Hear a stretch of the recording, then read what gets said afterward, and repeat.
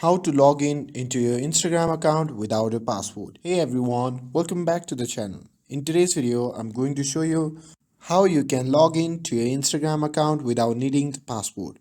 Whether you have forgotten your password or need a quick access, this method will help you out. So without further ado, let's get started. So first, open the Instagram app on your phone and on the login screen, instead of entering your password, tap on Forgotten Password option. Next, you will need to find your account.